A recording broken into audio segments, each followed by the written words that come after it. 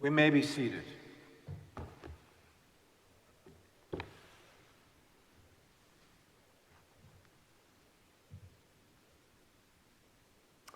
Shabbat Shalom, everybody. As sad as I am to be standing in this beautiful shul without your physical presence this morning, I am gratified that we have a presence, and I am gratified that we have our live stream service so that we do have our connection even during these very difficult pandemic times.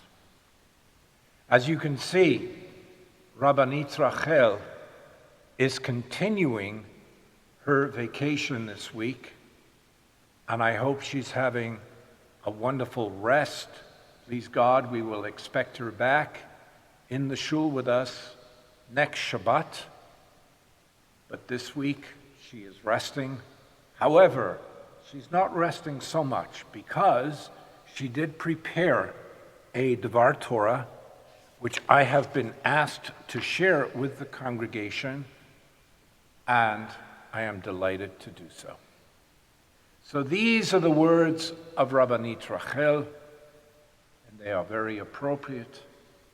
And Yesher Kochech to the Rabbanit for having gone to the trouble to prepare for us, even though she is on vacation. And I quote, included in this week's Parashah Shemot is Moshe, Moses, meeting God at the burning bush. Much of the literature, she says, centers on the fire that burns but doesn't consume the bush. But we also have ancient texts that tell us the bush itself is a thorn bush. There are several messages we learn from it being a thorn bush. The theological message is that God's presence speaks through every part of creation, even something as seemingly low as a thorn bush. We're also reminded that when Adam and Eve were exiled from the garden, they were told that they could work the earth, but it might only produce thorns. So a thorn bush, the outcome of human rebellion, developed a relationship with God and became the medium of a divine message. In other words, says the Rabbanit, all opportunities are always possible.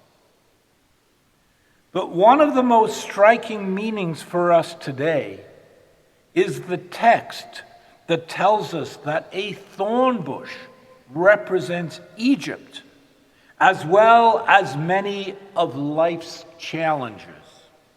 It's easy to enter it, but significantly more difficult to exit.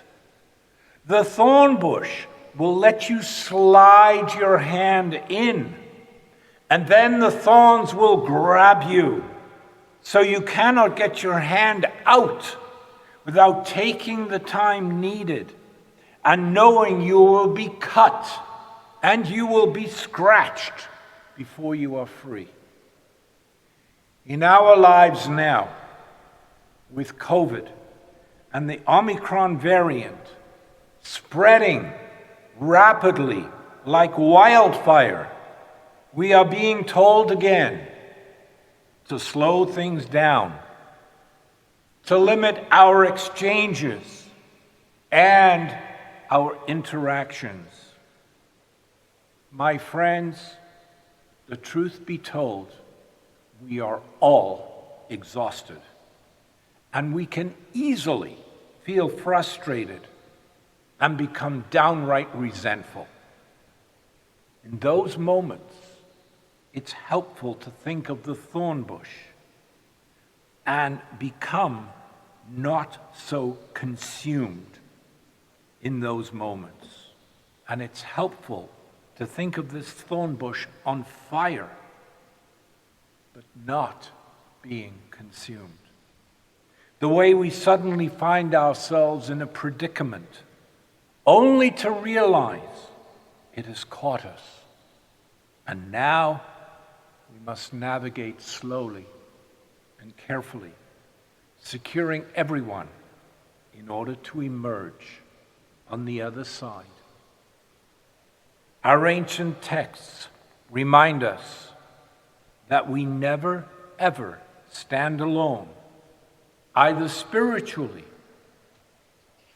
or historically.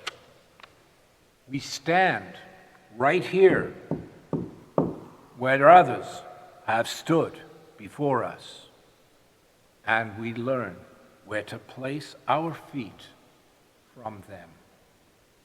Thank you, Rabbanit Rachel, for your inspiring devar. We wish you safety and good travels, and come back to us safe and sound next Shabbat.